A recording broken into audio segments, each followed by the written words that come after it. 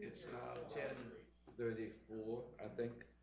Uh, And I'm going to call the Surgeon Waterworth Pension Committee meeting to order. Special Counsel Grinstaff, would you please call the roll? Yes, Chair. Director Pacho. Here. Director Taylor. Director Markowitz. Director Guzman. Director Scholas. Here. Mr. Heller. Mr. Davis. Here. Ms. Matthews. Here. Mr. McBool. Director Taylor. Here. Chair, we do not have a quorum, but it's good to start with the presentations until we get a, We'll do that. So is someone else coming?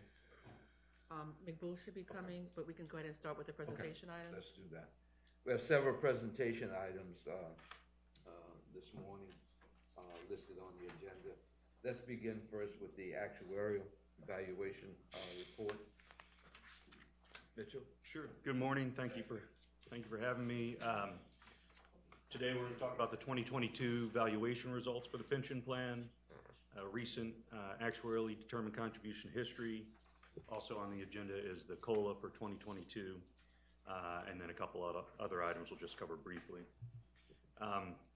There's not much to report this year. Last year was a big year with the adoption of the new funding policy and the new assumptions from the experience study. So this is year 2 of the new funding method.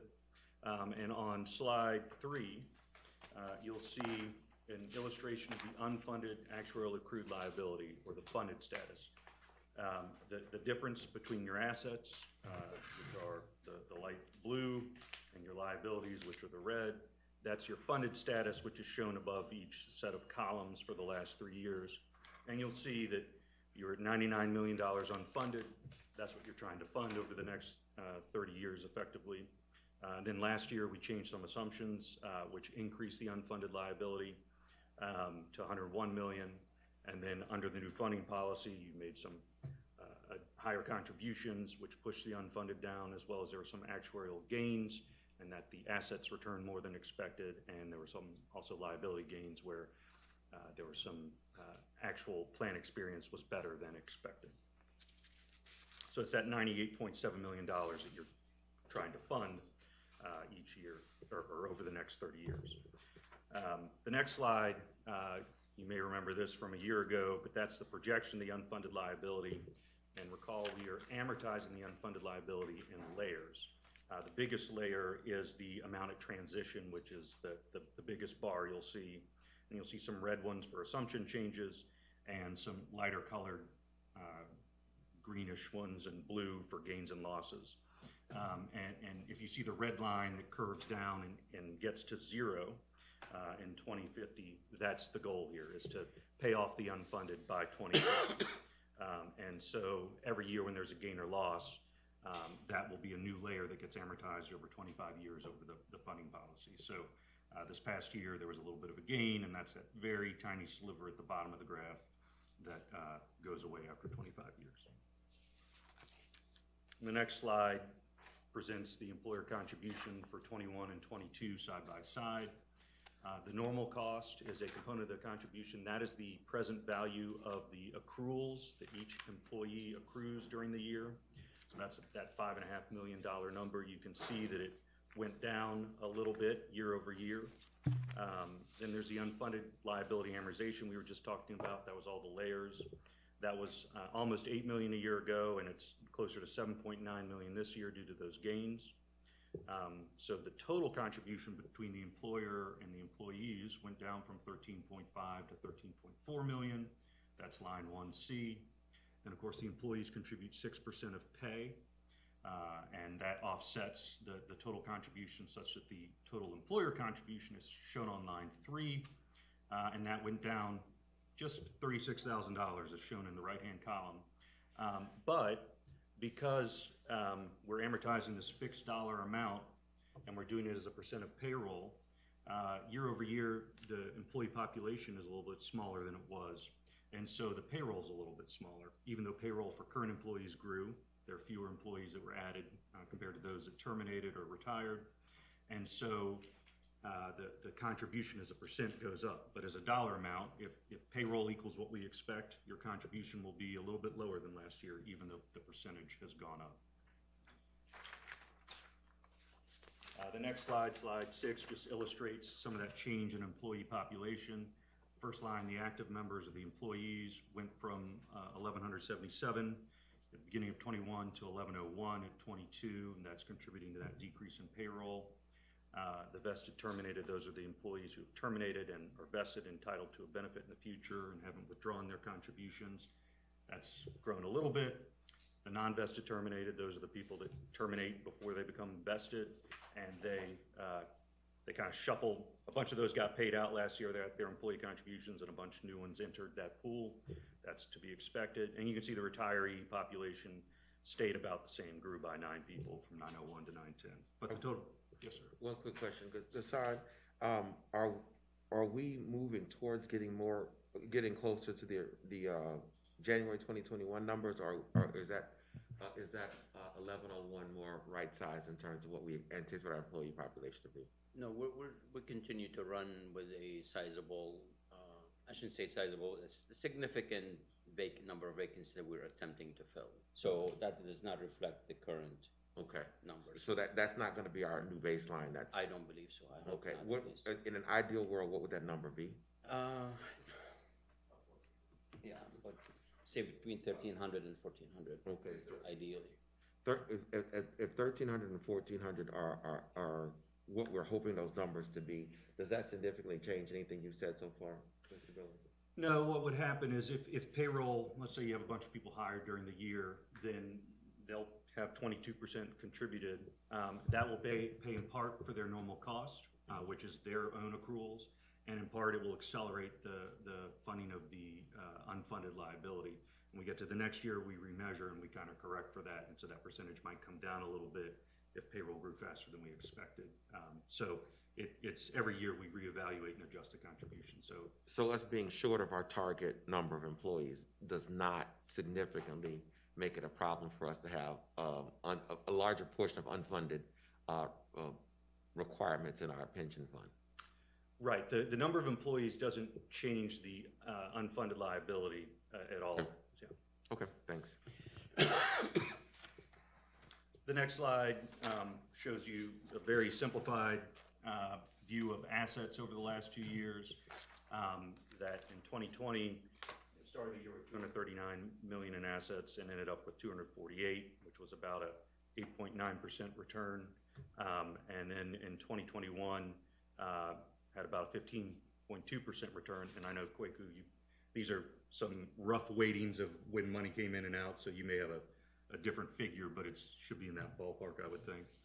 And otherwise, you can see the growth for employee and employer contributions year over year, the actual investment income is a line item, and the benefits paid. And you'll see the benefits paid decreased from 2020 to 2021 by about $2 million, and that's not indicating a change in the retiree population. In fact, you saw it grew by a few people. What that's just indicative of is the number of people that exited the drop in that year was greater in 2020 than in 2021, and those are those big payments, usually of 5 years worth of pension payments. So given all that, you may recall on the next slide that we don't recognize asset gains and losses all at once. We do the valuation, we smooth them so that when you have a year of poor returns, it doesn't increase your contribution significantly and your contribution becomes very volatile. Likewise, when you have a year of better than expected returns like you did this past year, we don't recognize that all at once. So the red line here is the market value of assets. That's the actual market value at each year end. And you can see the fluctuation and the dip in 2008-9 with the market turmoil there, and then this past year, the spike. But you can see the lighter colored blue line is pretty smooth, and that's what that AVA does. It smooths out the gains and losses over a 7-year period. And so over the next few years, even though you had this big gain this year, you're not recognizing all of it. You'll recognize more and more over the next 6 years. So it will get recognized, but again, the idea is let's not have the contribution be as volatile as the assets. Next slide just takes a quick look at the employer contribution as a percent of payroll over the last 5 years. And you can see it has grown over the last 5 years. In 2019, it grew because there's a very outdated mortality assumption we updated. 2020, about the same as 2019. 21, as we talked about, was the experience study, new assumptions, and new funding method. And then in 22, as I explained, the contribution goes up as a percent of payroll, even though the dollar amount is expected to be the same. The next slide is another look at the contribution history. The first column is the actually determined contribution, which again is determined based on expected payroll. The next column is the actual employer contribution, which is determined based on applying that percentage contribution, which is 22% this year, to the actual payroll. And some years it's a little higher, and some years it's a little lower. And like I said, there's more payroll because there's more employees, or pay went up faster, more contribution goes in, and then the next year we'll adjust the contribution we remeasure. And then you can see that the employee contribution has grown as payroll has grown, or may go down a little this year if payroll stays a little lower based on the current headcount of employees. Any questions on the funding? Because I'm going to switch gears to the COLA. Okay. So every year we do this. The rules and regulations give a cost of living adjustment to the retirees.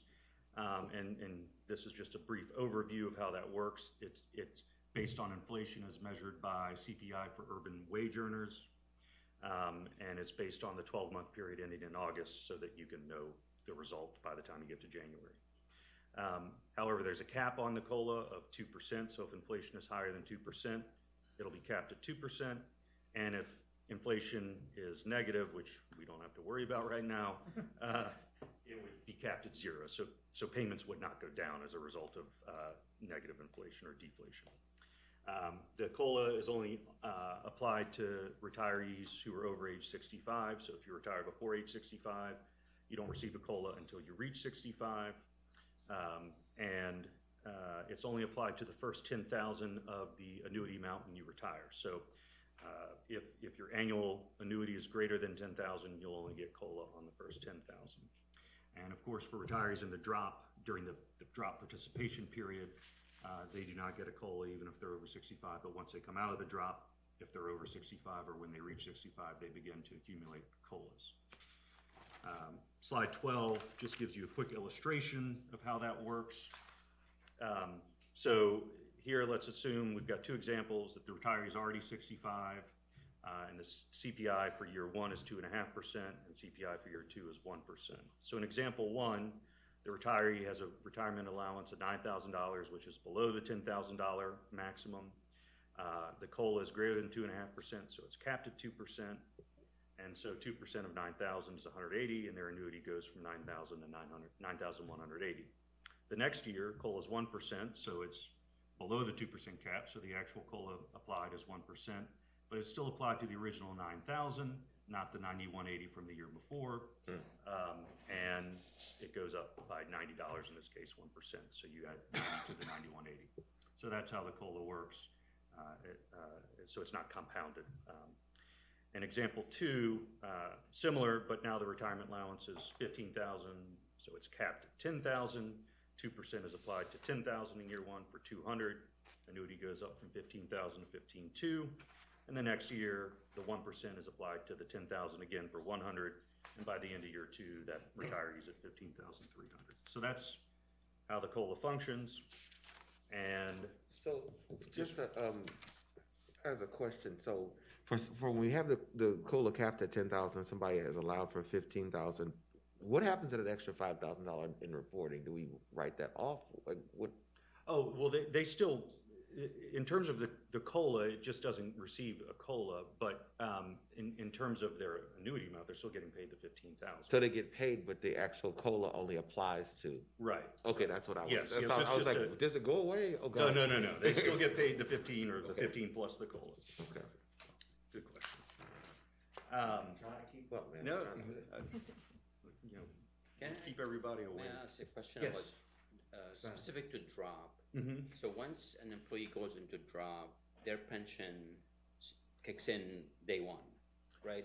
They don't receive it. Right, it starts but to it goes into accumulate. an escrow account, Mhm. so it does hit the pension fund on day one. Right.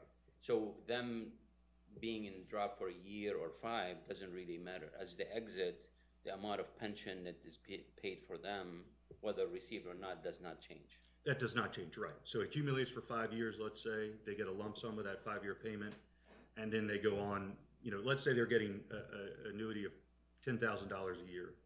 At the end of the 5 years, they get a lump sum of $50,000. Then the year they stop working, they get their monthly payments of, you know, $833 a month. Right. And if they're over 65, then they can start to get COLA at that point on their Okay. 10,000 a Yeah, year. you had indicated earlier, as the exit drop, there's some impact, but. Oh, really I isn't. meant, when we looked at the benefit payments, in 2020 versus 2021, they were 26 million in 2020 and 24 the next year. Right. And it was just because there were more people exiting the drop and getting that accumulated payment of, you know, $50,000 in this example. Okay. But everybody else who was receiving a monthly annuity, they were there both years, you know. Thank you. So that was the source of the fluctuation. Slide 13 just illustrates a history over the last, what is that, almost 20 years or so of the COLA. And you can see at the bottom line, during the last year, the actual inflation was 5.8%. That was August to August of 21. So we capped it at 2% according to the terms of the plan. And you can see in other years, like the year before, when it was 1.393, that's under the 2%, so the actual COLA was 1.393. And of course, the red numbers in years where there was actually deflation, the COLA was 0% instead of reducing the payments. This last slide on the COLA just illustrates all the annuitants from beginning of year to end of year. You can see for those under age 65, they're $6 million worth in annual payments to those retirees, but of course there's no COLA because they're under 65. Line 2, those in the drop, no COLA. And then for annuitants over age 65, we've split them into those under 10,000 and over 10,000. But everybody in this group gets a 2% or 2% COLA this year. And if you were to take the annuity values shown in line 3A, 895,000 times 2%, you get a number that's slightly different than this 15,000. That's because some people reach age 65 during the year and they only get a partial year of COLA. And likewise, if you took the 501 people and multiplied it by 10,000 instead of their actual annuity amounts and multiplied that by 2%, again, you get a slightly different number because some of them were not 65 for the full year. But the end result is there's $111,000 of COLA spread across those retirees eligible for the COLA, which is about 640 retirees. And so that compares to last year, shown in the footnote, of $74,000 increase. But that's not because of significant change in the retiree population. That's just because the COLA is 2% instead of 1.4. So that's the reason for the increase from 74 to 111. So what happens next? Slide 15. Historically, the pension committee makes a recommendation to the board of trustees to change the employer contribution based on the results of the valuation, as well as adopt the COLA increase.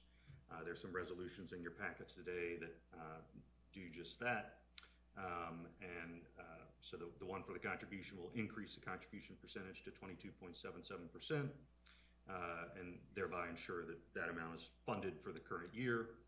And of course, the COLA one will increase the retired payments by that $111,000. And even though that's happening in the middle of the year, or in August, once it's approved by the board, shortly thereafter, those retirees, their biweekly payment will go up by the designated amount, but they'll also receive a retroactive payment to the beginning of the year due to the lag in how this works. So they'll get their full COLA. The last thing on slide 16 is just that last month we issued the annual benefit statements where we show employees their estimated accrued benefits as well as estimated benefits at various retirement ages and explain the overall terms of the plan. I think that is something that employees enjoy seeing a snapshot of once a year, just to get a feel for where they are in their career and accrual. And in terms of next things on the horizon, we won't need to do an experience study, which we did last year for another till 2024. And we're also going back and forth a little bit about potentially a pension portal, which would give participants sort of an online access to do their own estimates based on different exit dates, different salary scale assumptions and so on, just to give them more than just a once a year look at their benefits. So that's something that's being explored, may happen, may not. We'll see how that goes. And that is it. The experience study. Yes, sir. We're okay with that being scheduled in 2024? Yes. There's no timeline issue. There's not, if there's any event that we think would merit one sooner, then we could look at one sooner. But generally, doing one every 5 years is, recommended by the actuarial profession. And so we did it in 2019, doing it again in 2024 would be the recommended time. But we can do it sooner if you want. We just wouldn't recommend it doing any later than that. There could be some things that would trigger that. There could be, if there was a big change in the employment population and change in payroll or compensation patterns or anything like that. So we'll keep in touch every year when we collect the data and look for things that might trigger that. And of course, something comes up and you want to bring it to our attention, we're happy to discuss it sooner. Any questions from the committee members? What are the triggers for experience study? What are the factors which may expedite that study or may delay that study? I think the factors that could expedite it, if something like Katrina were to happen again and you have a mass exodus, and we're going, well, what's it going to look like going forward? And is there going to be a freeze on compensation, raises or anything? We'd want to talk about that, something like that. If, obviously COVID hasn't gone away, but if we were to see some longer term effects of it that might reshape what we think about mortality or expected mortality, we would talk about that. But the studies so far on that have been, no major long-term expected changes. But if that were to change, we'd want to revisit that. So the recession won't have any effect? If there were a big change in the investment strategy or investment expectations, we look at the rate of return. That would do that. And then again, if there were, as a result of the recession, there were expected changes in compensation practices, we want to visit about that. So those would be things where you might not need to do a full experience study. You might look at a couple specific, like I said, mortality or compensation, but maybe not necessarily open up every single assumption to review. But those are the kind of things that might necessitate or warrant something sooner than 2024. Thank you. Sure. You said in July, the employees would issue annual benefit statements if everybody didn't have access to it. Where can they be issued those statements at? Where can they get access to those statements? Well, we delivered copies of all the statements to HR. Department. To the benefits department, and so they should have an electronic copy. But if for some reason somebody didn't get one and it's not in that, let us know and we'll produce it. I don't think most of us got it. There may be, and I may have misspoke, we delivered it in July, but that may be a big production to get them delivered. So I don't know, Gray, if you... Yeah, I could add the benefits departments work on sort of hand delivering those at the different sites to, have the opportunity to show it to them. And then if you're not able to attend one of those on site, then there'll be a process to get it to you, so. That's gone out. I've been out on email twice. So Yeah. There's a process by which employees can pick up their benefit statement from HR after HR visited all the different sites to deliver them. So it's there. If anybody has any problem with it, we can, problem with their statement or getting their statement, just call the HR front desk and they'll arrange for make it available for pickup. Mr. David, why not disperse it with the pay stubs? I'm sorry. Why not just put it in the envelope with the pay stub? Yeah, maybe we can look at that next time. Next year. This year, like last year, we found there were some significant issues with employees actually getting them. We tried it by mail one year, and that did not work. So So they went to a sort of we'll meet with the departments and hand deliver them and provide them an opportunity if they have questions when we hand deliver them, as a chance to talk to the benefits department. If there's another. I mean, there's a privacy issue. Yeah. Nobody should be looking at anybody's else. Right, and that's why we were protecting it that way, so, but, you know, I mean, we can try to look at ways to improve the delivery method if that's what you'd like. But I will tell you that, yeah, the communications have gone out to the departments, to everybody in terms of how to get them. If somebody didn't get theirs, how to get them, so they're available. Good. All right, any other questions? I just had one. Yes, It's an earlier slide. We talk about the unfunded deficit. Mhm. How do we close that gap? So the funding method takes that and amortizes that over, well, the bulk of it's amortized over really a 29-year period that started last year. And if you were to look at the slide, I think it's 2024 or 2050. 2050. on slide 4, that's showing there are different pieces of that unfunded that are the layers that they're amortized over different lengths of time, but the biggest one is going to be amortized over, well, now 28 years remaining. And so it's like a mortgage almost, you know. It's analogous to that when you buy a house, you borrow money, you know, a big chunk of the price of the house, and you pay it off over 30 years. It's the same concept. So it's like a mortgage payment on the unfunded, and you're paying the same amount each year, and over time that the balance is going down. And so, but when there's gains and losses each year, because Readjusted. we create a new layer, and that's amortized over a shorter period, 25 years. So there may always be a little bit being amortized, but this biggest piece will be gone in 28 years. As far as the annual, like if our employees are contributing $15 million, what is the employer liability? So the employees are contributing about $3 million a year, and the employer is contributing a little more than $10 million a year. So the employees contribute 6% of pay, and in 2022, the employer will contribute 22% of pay. That's a set percentage as a contractual obligation, or it fluctuates? The percentage for the employer fluctuates. The employee is fixed. So, like this past year, the experience was such that it's going to go up 1%, but the employees stay flat at 6%, and the employer picks up the extra %. And every year we do a new valuation, and that will adjust. So it will not be the same. That's based on our funding policy that was adopted. And that funding policy was adopted last year, so that's in place unless and until it's amended. Okay.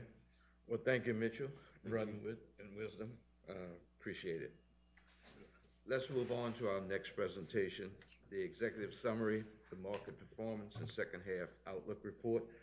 And we have with us Kweku from Marquette Associates. Okay, great. So before I jump into June performance, I figured I'd start with some positive news, which is the July performance. Unfortunately, we don't have the reports in front of us, but I can definitely get those to Gray, who can email the preliminary returns over. July was a strong month for the markets and naturally for the portfolio. We were just shy of 5% for the month, so 4.9% for the portfolio, 4.9% for the index. Year to date, that took us to negative 11%, which put us comfortably ahead of the benchmark, which was down 11.5 over the same period. So again, July was a strong month for us. The preliminary market value was $225.8 million at the end of July as well. So a little uptick from the number we see in the June performance. So with respect to, Just one thing, I think it's really important to sit with that a little bit. Like, the market was a little bit of a beat down, but because we actually modified our investment strategies and our distribution a little bit, we didn't take as big a loss as we thought we were going to take. correct, And we had a strong July yes. that helped sort of reconcile what we're going to see in June. And I think I want to make sure that any employee that's following this knows that this really represents the fiscal responsibility of this group and this board to safeguard your money. And that is not a trivial thing, and that's something I want to make sure people don't gloss over and forget. Absolutely. Okay. Yep, first and foremost, anything that we are discussing around asset allocation, managers, any changes to the asset allocation, just to echo those comments, it really is about making sure that over the long term, the portfolio is in the best position to ride up the market when it goes up. When the market does go down, the hope is we're protecting on the downside in those unavoidable situations like the one we're in 2022, where the market is going down. Now, with respect to, I'm going off the slide deck. Happy to reference pages, but I'll go off the slide deck. Good, that's good. This slide deck here really just highlights how tough 2022 has been within the market. So 2 asset classes, commodities, real estate are in positive territory. Literally everything else is in negative territory for 2022. So again, it really underscores just how much mean reversion we've seen in the market thus far this year. As we progress during this discussion, we will come to some changes, some tweaks that will once again repeat around the asset allocation and kind of taking into context how the market's performing, the fact that we have a long-term perspective should hopefully reconcile, again, the vision that we have for the portfolio. This slide here really just points to the fact that the market does go down. I think, from 2009 onwards, so we had the great financial crisis in 2008. 2009 was the recovery. We basically had a 10-year period where the market did not go through a correction. A correction, by definition, is a drop of 20% or more in the market. So that really strange period of a decade where the market was doing exceptionally well really spoiled us and I think mentally conditioned us to not seeing the market as a place where you could see sustained losses. 2020, that short period where there was the sell-off, 2022 are reminders that the market can go through extreme bouts of turbulence. Moving to the various asset classes, so fixed income, this is a really good place to start with. As we think about fixed income in a portfolio, fixed income really is the conservative ballast or the foundation for a portfolio. It's really there for liquidity purposes, and then equities and other asset classes are there for return-seeking purposes. Typically, when the equity market goes down, fixed income holds up really, really well, right? There's an inverse relationship typically with how equities behave and how fixed income behaves. 2022, however, is significantly different in terms of that dynamic. When we think about the fixed income market, the pressures facing the fixed income market are A, inflation, and B, interest rates. The Fed has raised interest rates successively in 2022. There's an expectation that in September, when the Fed meets, rates will go up again. The raising of interest rates has really been the one tool the Fed has used in its arsenal to combat inflation. Inflation, as measured by the CPI or the Consumer Price Index, has reached 40-year highs. So ultimately, rates going up, inflation going up, points to negative returns in fixed income, even though we're in an environment where equity returns are also negative. So again, a pretty strange development as it pertains to 2022. This slide here points to... I wanted to ask you, as far as of today, what is the CPI inflation rate? Goodness, so the number just came in. It was a little lower. For July, it was 8.5%. So the market's actually, ironically, it's rallying because it's trying to hang on to any type of positive news. So the last count was 9.1% or 9.8%. So 8.5 is lower. The market is looking for any excuse to rally, so the market's rallying presently. So still at generational highs, but the trend continues to go down from where we were a couple of months ago. So with a higher interest rate, do we get any offset with increased return on investment and sort of liquid monies? Because a higher interest rate, you get more of a return on that. Yes. Yes. So the initial impact on fixed income is a loss when rates go up because the present value of your paper under the lower interest rate is now less, right? Because rates have gone up. But the yields on newer paper will go up. So the net effect over time would be a wash, but the key thing is over time. How long is that time, Mark? It's really dependent on other factors. But I'll put it this way. with the rates going up, fixed income had lost 10.4% at its maximum in terms of the ag index. Yes. To make that back up would take a number of years. The expected return for fixed income over the long term is about 2% net of fees. So that take half a decade. But yes, so if all things being equal, it would take that period of time. But the market is already pricing in interest rate declines in 2023 because this is the strange policy of the Fed. I say strange because I don't do what they do, but the Fed is basically raising interest rates to control inflation. If you raise interest rates, spending, economic activity, there's more caution around what people are going to buy or put on credit or leverage, essentially. Now, the problem is, as we know, the economy has slowed down, right? There's been a slowdown in the economy, and the CPI number is a lag number. So the Fed is essentially raising rates in anticipation of certain CPI numbers. Depending on how close they are to that CPI number, the economy could go through what they call a soft landing, or we could have a prolonged slowdown depending on how aggressive the Fed is being with the rate hikes. So as a result of the rate hikes taking place to combat inflation, the market is also pricing in rate declines in 2023 because at some point inflation should subside, and the very quick rise in interest rates was to combat inflation as opposed to put the economy in equilibrium. So to put the economy more so into equilibrium, the expectation is for rates to come down once again in 2023, thus allowing a level of economic activity and spending that's no longer inflationary, but that's sustainable for the economy. And as rates go down, this is the point I was going to make, as rates go down, the losses we've seen in fixed income will then be made up with increases in the value of fixed income. So that's what complicates the when will we make it back, because ultimately, depending on how deep the rate cuts are in 2023, we could far exceed anything that was lost in 2022. Okay. Yep. So one of the things I have to mention, my training was as an economist, so once in a while we'll get super granular. Just reel me back in if I ever do that. So you almost got me on that one, on that question. I was like, well. So with respect to the U.S. equity markets, the U.S. equity market, I point to 2009 once again as a really, really central point in stock market history. The financial crisis led to interest rates being ridiculously low. Ridiculously low interest rates led to certain segments of the market performing exponentially well. Growth was one of those areas of the market.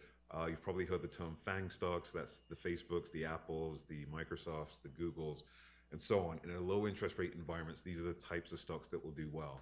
Now, what we're seeing when we fast forward to 2022 is a very strong trend where in 2022, the year-to-date number points to value stocks doing well, core stocks doing well, and then growth stocks relatively underperforming everything else. And that's been the flip-flop of interest rate policy. Interest rate policy, again, with rates going up, will bode better for value stocks as opposed to growth stocks. And then the notion of mean reversion. We've had record-breaking years, year after year after year, more so than not, after 2009.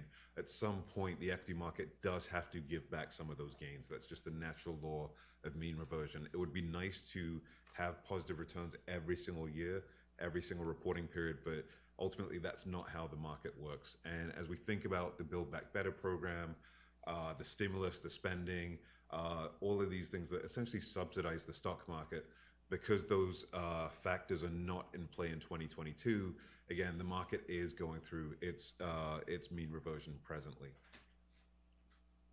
The non-US market also is going through its challenges. The takeaway here is the US, as well as every other economy on the globe, was challenged by the pandemic. It was a global pandemic.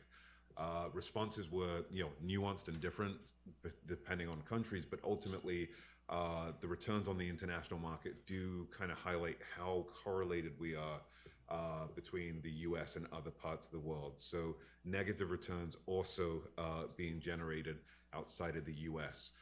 The big takeaway from this page is when we look at the EAFE index, the EAFE, we compare the local return versus the EAFE return. The local return is the return of the index in foreign currency. The EFI return is the return of the index translated or converted into US dollars. When you take a look at the returns in foreign currency terms, they are better on a relative basis, and then we convert that to US dollars. The losses are magnified to almost 2 times. Why is that?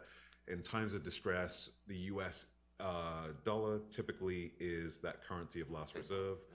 Everyone flocks to it, makes it more expensive, therefore another headwind for So quickly, this is international a stock direct market. result of the pandemic as well as the other factors that were listed. Yes, absolutely. So with the pandemic, the slowdown, the Russian invasion of Ukraine, all of these point to left tail events that the market hasn't necessarily predicted. Anytime there's a left tail event or a surprise in the market, you will typically see the dollar rally as a result of that. And the dollar rallying just kind of exacerbates the losses of any type of foreign investment once you convert that foreign investment into US dollars, because you'll need more units of that foreign currency per 1 unit of US dollar. Yep. Especially that euro, man. We're good against that euro. Yes. So if anyone wants to take a vacation now would be the time if you look at the exchange rates. This slide here does point to, again, just how extreme the market environment has been in 2022. It points to the number of volatile days in the market. Volatility, by this definition, is either a +1 or a -1 move in the market. We see already 6 months into 2022, we've significantly outperformed the volatility we saw for the entire year of 2017. So a lot of volatility in the market. And again, Fed policy, conflicts outside of the US, uncertain political situations, both within the US as well as internationally, what's going on with Taiwan. All of these things do point to more volatility creeping into the market. So with that, I'm going to jump into the actual performance of the portfolio.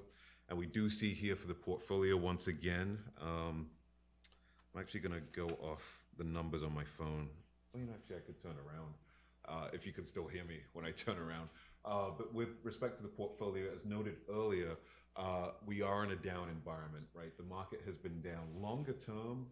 The reminder here is even off the worst market we've seen over 50 years, over the 10-year period, net of fees, we're comfortably over 6%. And that's with, again, a very, very seismic drop in the market consistently over the first 6 months of this year. So with that in mind, these numbers, and it seems weird, this is the psychology of investing. Looking at negative numbers, we're programmed to say that everything's bad, but we have to look at these numbers relative to the market, relative to the benchmark. Relative to the benchmark, we're holding up exceptionally well, 15.1 negative versus 15.6 for the index. But as a quick reminder, once we put those July numbers in, that positive 5%, 4.95%, we're then looking at a negative 11% year to date. So once again, still a tough year, still a negative year, but nonetheless, the portfolio is holding up well on a relative basis. So that's the takeaway there. Now, with respect to the portfolio holding up well, we see, once again, the various composites within the portfolio performing in line with expectations. We see, for example, the equity composite has slightly held up better than the index. The hedge fund composite has held up better than the index. REIT composite has held up better than the index. And then the fixed income composite a little bit behind the benchmark. But as we think about the relative performance of the managers, we continue to see some good performance coming in from some of the managers we have exposure to.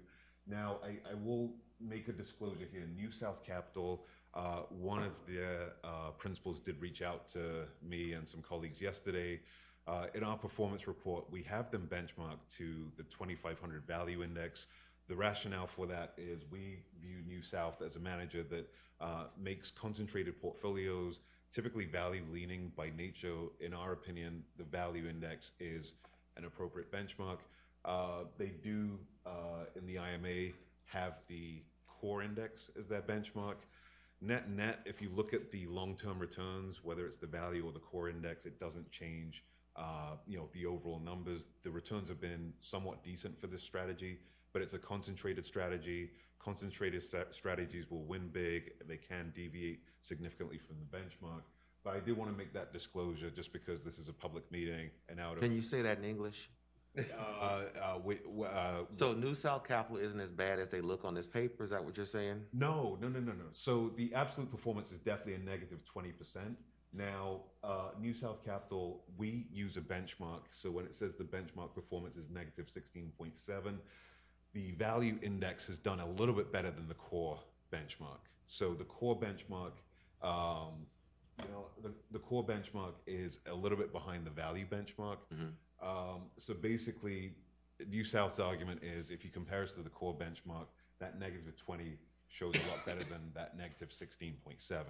But in, I guess, my defense, my research team's defense, New South Capital, we know them as a manager that puts together value portfolios. So we really view it as apples to apples to compare them relative to a value benchmark as opposed to a core benchmark. But with all being said and done, next month we'll compare them versus two benchmarks, and then that way there is no debate, no discussion. I really just wanted to disclose that out of fairness because someone had reached out before the meeting, and I thought it was just fair to explain the rationale behind that. But it doesn't change the absolute performance number of negative 20. See, again, I don't particularly have a problem with Fidelity coming in at, negative 10.8 when the benchmark is 10.3. Right. But, somebody that's almost 4 points off of benchmark, that does raise an eyebrow. And I don't, and even if it's 3 points off, that's still, that's still 10 times how off the next closest person is. Yeah, and I would say with that, and not to spend too much time on New South because we will be going into manager recommendations shortly, which should hopefully tackle any questions or concerns that may exist regarding managers in the portfolio. But as it pertains to New South, this is an equity manager. Typically with equity managers, you'll have some that are known as higher tracking error managers, some that are lower tracking error managers. In the case of New South, typically concentrate in portfolios, let's say 20 to 30 names. A 20 to 30 name portfolio can see big swings, particularly in up markets as well as down markets. So, not too surprising with respect to that number. But with that being said, we will go back and revisit managers and manager recommendations very shortly. Just wanted to do a very quick spot check of... That would have been my question. Are you all going back in your research team to really reassess and reevaluate some of these managers? Yes, and in fact, some of the recommendations will be rolled out momentarily. So the reason I'm stuck on this is that was one of the least diverse firms that we have in our group. New South. Yes. That is all white dudes and maybe one white woman. Yes. And so they are not consistent with our values and our goals, and they're not performing. Yes. So why do I see them? So in a moment, we will answer that question. I think it will be to the satisfaction of the trustees. We've worked closely with Gray. Chris is still here in the back. We work closely with Chris, and obviously the guidance and the discussion we had put together a really nice format to kind of highlight some recommendations we have for the portfolio. Before we go into the recommendations, the quick takeaway here is, particularly during the early part of a relationship, there are a lot of moving pieces. So this slide here will continue to get updated as we continue to make changes or have sessions around the portfolio and asset classes in the portfolio. So let me jump into the transition plan now. So as you know, there was a newly approved asset allocation. The newly approved asset allocation, it increases our probabilistic chance of hitting that target rate of return more consistently over the long term without stretching or putting undue pressure on the managers in the portfolio. So as it pertains to the changes that we're looking to make, we're presently looking to make index exposures, i.e. change some of the active manager exposures we have in the portfolio, index those exposures so we don't lose that market exposure, and also our fees go down significantly. And then really in subsequent meetings, we're going to take our time to really make sure that managers that are the right fit from a performance standpoint, from a team standpoint, philosophical standpoint, and composition or ownership standpoint are the managers we put in front of you. So that will probably take a little bit more time, but moving to index funds should be a relatively quick procedure for us. When it's a relatively quick procedure for us, I do want to say it's typically industry standard to move relatively quickly into index funds. So it's not that we're doing anything different with this plan. Index funds, the goal is to find good providers that are low cost, can track the index, and ultimately we have some good providers that we're going to recommend. Now, the approved asset allocation, quick reminder here, what are the major changes? We lowered how much we have in fixed income, so we go from 36% to 25%. We increase how much we have in U.S. equity, and then we add some real asset exposure in the name of infrastructure, as well as real estate core. And then we have private equity allocations that we're looking to add over the long term. So this isn't going to happen today with respect to the real estate, the private equity, and so on. These will be the meetings where we vet the managers come in and interview, and a little bit more time is taken to understand the role and goal of those managers to make it in the portfolio. So today, what is the goal? What is the objective? This color coding scheme, and again, this is really helpful direction from both Gray and Chris. We wanted to highlight here managers that we could look to replace today, and then asset classes that we would essentially index while we look for active managers in those spaces. When we look for active managers in those spaces, in our opinion, we want to make sure that we have a good roster of diverse owned firms, so minority owned firms that end up managing money within the portfolio. We have access to some really good best-in-class diverse owned entities. You'll see, for example, Earnest Partners. This is a diverse owned firm. Apologies, they're based in Atlanta, so it's not home, but They're Falcons fans. Yes, exactly. But Earnest Partners is a good example of a manager that's remaining in the portfolio, diverse owned, and that's in line with what we're looking for in the portfolio. New South, you're going to see that they're listed in red. So the recommendation here will be to eliminate New South and index those assets. BlackRock, the Russell 1000 Growth Fund, as well as Barrow Hanley, the recommendation here will be to terminate those funds and index those funds. As we go further down, we would look to add a non-US small cap index fund. We would look to add an emerging markets index fund as well. So this takes us to the asset classes where we're going to make recommendations.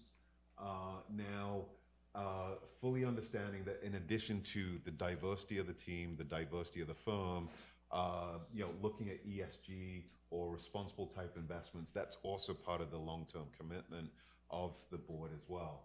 So in going into index funds, we've actually found a really good provider, BNY Mellon.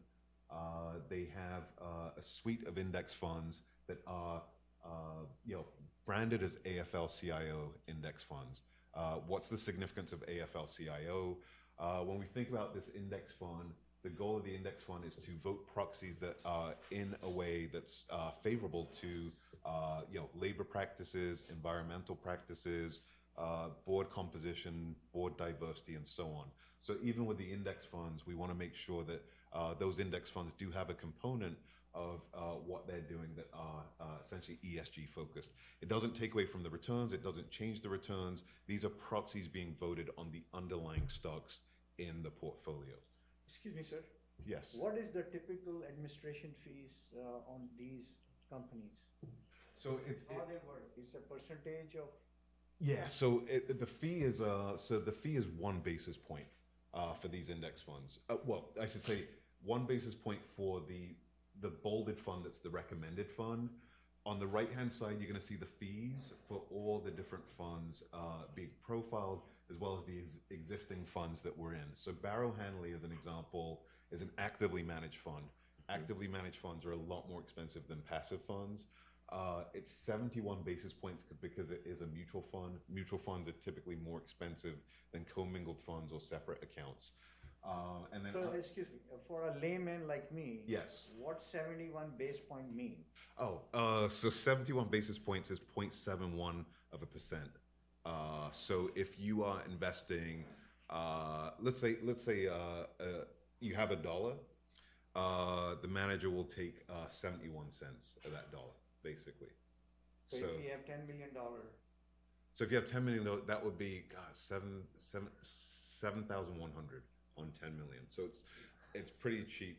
Oh, it wouldn't be 7,100. I'm sorry, it'd be 17. It'll be 17. Yes, sorry, it'll be 17 cents. I'm sorry, I'm flipping it all around. It would be 17 cents, and then the other thing is, as we think about, I just threw myself. I'm sorry. If we thought about 10 million, that 71 basis points would actually be kind of expensive. It would be, wouldn't it be 710 grand?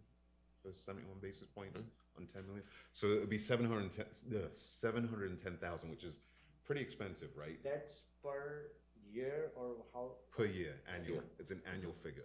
Yes. What about if we go, I mean, excuse my novice knowledge on the market, what if we go and chase somebody like Warren Buffett? So with a Warren Buffett, that becomes a little difficult to. Well, I'll put it this way: if we are going to do Warren Buffett strategy, so let me back up there really quickly. Because I mean, to the best of my Yeah. knowledge, he's the most successful. Yeah, you just gave me a really good out. So Warren Buffett, he's well known for putting his money in the S&P 5, right?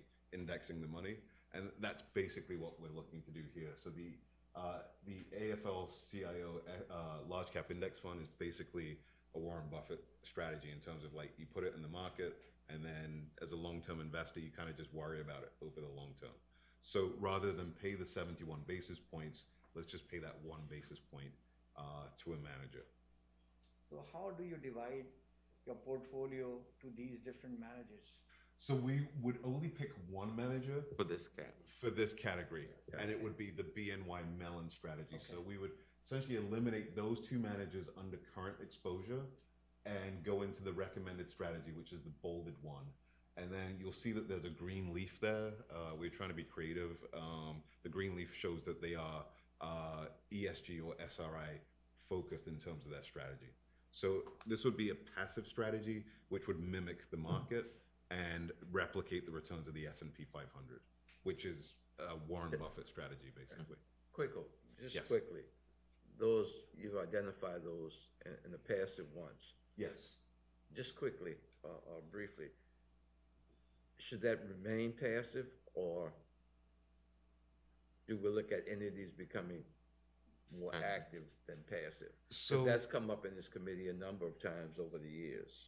absolutely. So I would say that with large cap, I mean, the recommendation there is the more efficient the market space is, i.e. the easier it is to get information on the companies within the index, the harder it is for a manager to consistently outperform the index. So in the case of large cap is probably the poster child for market efficiency. We'd recommend just staying passive in large cap. Yeah, that's, Mid cap, there's a case for remaining passive. Small cap is perhaps the area where we'd go passive over the interim period, but spend time looking for an active manager. So that's a definite, whereas it could go 50-50 for mid cap.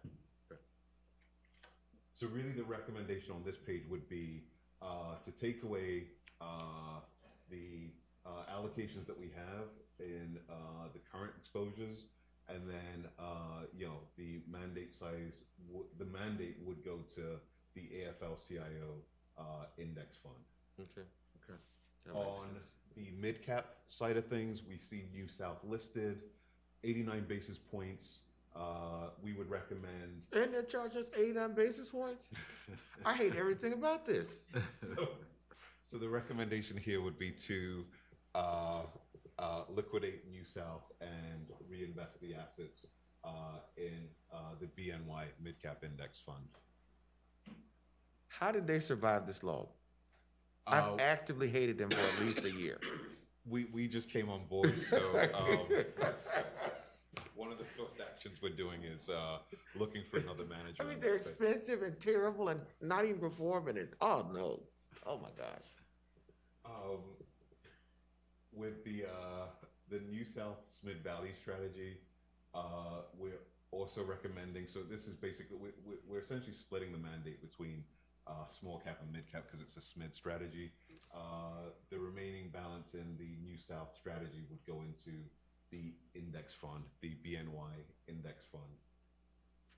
And then infrastructure, this is really setting the stage for later on. So we've gone through domestic large cap, mid cap, and small cap. These are very easy moves in our opinion to make. We now move into global infrastructure, which is a portion of the portfolio where we currently do not have exposure. We would recommend going into the Cohen & Steers listed infrastructure fund on a temporary basis as a placeholder to give us some proxy exposure to the infrastructure asset class. And then we would really take our time to find that permanent manager to go in. So why would we go with the expensive Cohen and Steers? Yeah, so the infrastructure asset class is it's active, and B, the fees will be more expensive than your traditional long-only equity portfolio. So that's why we see a spike up in fees, basically. But over the long term, net of fees, the returns typically more than justify those fees being paid. So that's why we're comfortable with taking a look at this as an option. And it's a diverse company? Cohen & Steers is not a diverse company. It is not. But as we're looking for infrastructure providers and infrastructure managers, we would definitely be looking. So this is a placeholder, but the long-term strategy that we would like to put in here, we will absolutely be looking for diverse-owned firms for that. So that's again our commitment around that. And where are they? Aren't they based in London? Cohen & Steers? Yeah. No, they're New York. They're in New York? Yeah. I thought they were London based. They have offices in London. They definitely have offices in London, but they are an American company. So there's no. My eyeballs are squinting at this one, Kwaku. You know, I read the stuff. So they are East Coast, but they do have offices elsewhere. I mean, that's the parent company of an English company, or? No. Now, with all the mergers, transactions, and teams moving and so on, yes, they definitely have international operations. Real estate But is, it's a US based. but it is a US based owned. company. Yes, they are East Coast You based. don't wanna deal with English. No, the English are terrible. So they. Yeah. So, Honest to God, We don't agree on a lot of stuff, but that I agree with that. no reservation in saying they are the scum of the earth. But I think, Everywhere they went, they left conflicts, nothing but- else. but the point, just yeah. just jokes. the point Just here, jokes. So. Kwaku, the point Disclaimer, here is, please. I heard you clearly say that you all are definitely aware and proactive in terms of the diversification piece. Yes. That's the point that I want to make sure everyone understands. And I'm cool with this being a placeholder. Yes. And I understand the basis points for active managed processes. Yes. But I just want to be clear that would also raise an eyebrow from me. Yes, absolutely. Absolutely. So that again, the goal here is just to get us that, the proxy exposure, the beta exposure for infrastructure, but the long term, again, we want a manager that really aligns with exactly what you're looking for. Real estate here, this is what we consider like a low-hanging fruit recommendation. We have exposure to what they call the Vanguard Real Estate Index. It's a REIT ETF. ETFs are just by nature more expensive than your traditional index funds. There's a tax efficiency that comes with having an ETF. Because this is a tax exempt plan, it seems a little redundant to pay the extra fees that people will pay to access the benefits of an ETF. So we're recommending moving into the Fidelity Real Estate Index Fund. It tracks the same index. It does exactly the same thing that the Vanguard strategy does, but it's essentially just 5 basis points cheaper. And we will be looking for a real estate manager to put in long-term, but in the interim period, this would be another placeholder that we just end up saving fees on. One question about real estate is that with the interest rates going up, what about 2.25% if this next goes up, does that Right. protect us from a real estate bubble on the back end because it slows down the activity? Right.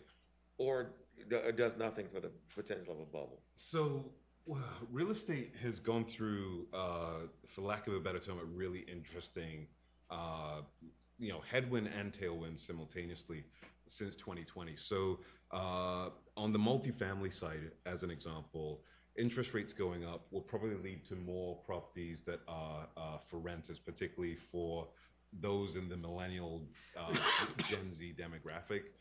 Mortgages are more expensive. Getting that down payment together and making that monthly mortgage payment is probably going to be a little bit more of a hurdle with rates going up. So net, you would expect home buying to go down, but net rentals will probably go up. So for every movement that kind of happens, there's something that offsets in the real estate market. Got it. So rather than individual buyers, it'll be more commercial property Yes. holders that'll make the. Yes, and we're already seeing it now where there's crazy things happening where people will try and waive inspections before buying a house to be more competitive. And that's because they're competing against like Blackstone, BlackRock. These corporations are buying up buildings like left, right, and center. They're using excess cash to do that. So again, it will, I think, lead to more challenges on the first-time buyers market, but not on the rental market. And net, that should kind of wash out the way the market does wash things out. I just, we were given a presentation by a real estate developer in one of our monthly meeting, and they were saying this market is more resilient to the inflation because they can always shift office space, they can convert into condos, which has high value. Yep. So they are trending and they are gaining a whole lot. Yep. So that does sum up the recommendations. So the recommendations again would be, I'll just go through them one by one.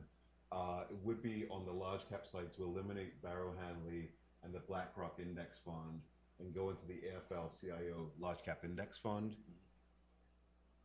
The recommendation for mid cap as well as small cap would be to eliminate the New South Capital allocation and place the monies for mid cap into the BNY mid cap index, and then for small cap into the small cap index. For global Just as a placeholder.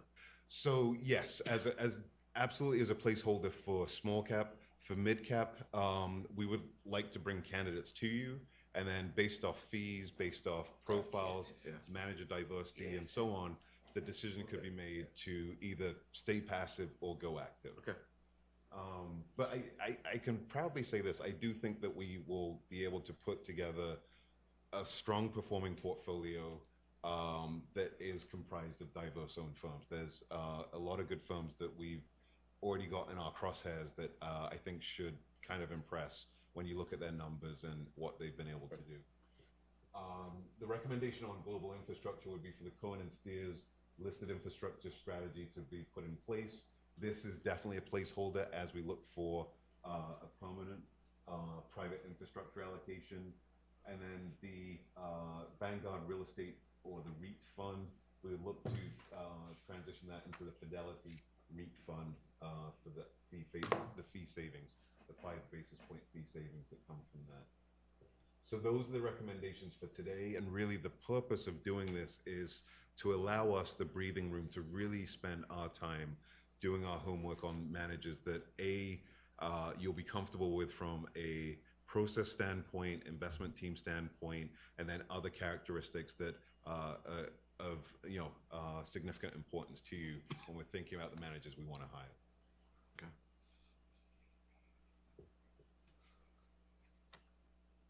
So that would conclude my portion of the presentation. And Gray, you and Quico, I know you all stay in touch and communicate. Yeah, so- maybe I'll just add for the chairman, the search sheet, some background on these funds that Quico's been talking about has been provided in the packet for the members to look at, take a look at. So we're not asking for this action at this meeting, but Okay. it'd be important to be familiar with what companies that we're talking about. Okay. Okay. Any other questions? Thank you, Quico. Thank you. Thank you very much. Okay. Let's move on to action items. And just wanted to note for the record, we do have a quorum, Chair. We have the addition of Moby McBull and Director Michelle Taylor. Thank you. Thank you. Thank you. First action item, resolution R097, to accept the 2022 contribution to the Employees Retirement System, the Surgeon Water Board. So moved. Was there a comment? Rick? I can read a quick recap of it. Okay. Yeah, it accepts the Rudd and Wisdom is presented with the employee contributions in accordance with our funding policy, and that estimated cost for this year is 13.3 million, 6% employee, 22.7% employer, and we appreciate the committee's vote to recommend approval by the Board of Trustees. Okay. Having said that, I think we have a motion So for moved. approval. Do I have a second? Okay. We have a motion and a second. Any questions? Call for the vote. All in favor, say aye. Aye. Any opposed? Motion carries. Second resolution, R098, cost of living adjustment for board pensioners. Yep, as Mitchell presented, is calculated by Rudd and Wisdom in accordance with our plan, rules, and regulations. It's approximately 111,000 fiscal '22. And again, thank you for your recommend approval to the Board of Trustees to implement this for our eligible pensioners. Okay. Do I have a motion? So moved. Have a motion? Second? Second. Okay. Any discussion? Any loud, I forgot. Any public comment? Public comment. Okay. All right, motion and second. All in favor? Aye. By saying aye. Any opposed? Motion carries. Resolution R099 to adopt restated rules and regulations of the Employees Retirement System. Yes, Chairman, this resolution codifies our rules and regulation plan document. Is previously adopted and subsequently amended by vote of the Board of Trustees. So this resolution will record the previous 5 amendments into the document. Those were 5 were voted and accepted by this committee and the Board of Trustees in 2019. 2 additional amendments that were voted last year relate to our funding policy. So all this does is incorporates all those into a single restated document, which has been provided by our external pension counsel. There are no changes to the current rules and regulations with this action. So we appreciate the committee's vote to recommend approval of Resolution 99. Okay. With that recommendation and explanation, maybe we have a motion to approve resolution R099. Motion? Motion to We approve. have a motion, second. Second. We have a motion and a second. Any discussion? Any public comment? No public comment. All in favor? Say aye. Aye. Any opposed? Motion carries. And the final action item, resolution R100, 2022, the online mandatory continuing education, which is, of course,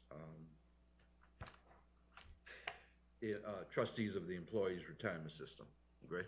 Yes, Chairman, that's been proposed here today just to provide the flexibility to the Board of Trustees to complete education virtually or online with the flexibility of everybody doing education. So Board of Relations is available to assist members and pension committee members to obtain the training and onboarding for new members, also counts towards the requirement. So that this is the last resolution and proposed action to recommend approval to have the virtual education available. Okay. Okay. Having that being said, do I have a motion for approval? So Yeah. Motion second? Second. We have a motion and a second. Any discussion? Public comment? no public comment. All right. All in favor, please say aye. Aye. Any opposed? Motion carries. Thank you so much. Before we go to the information items, Greer, I want to go back up to, under our presentation items, just that announcement about the employee trustee election.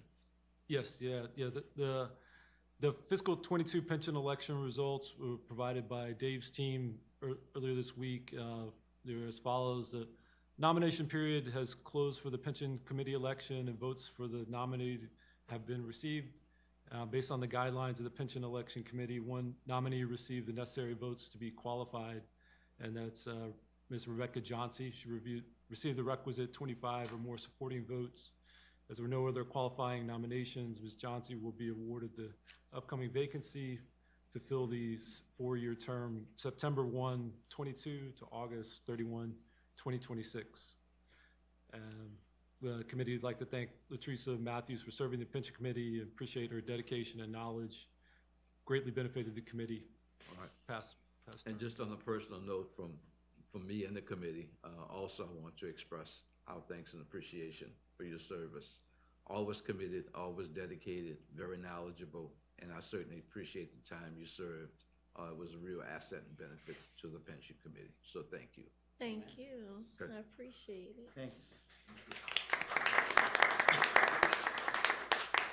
Okay, you have informational items in your packet, just to mention, supplemental performance report, the red line draft, the rules and regulations, and the annual flyer that refers to the LAPERS seminar, which is coming up in, September the 18th through the 20th.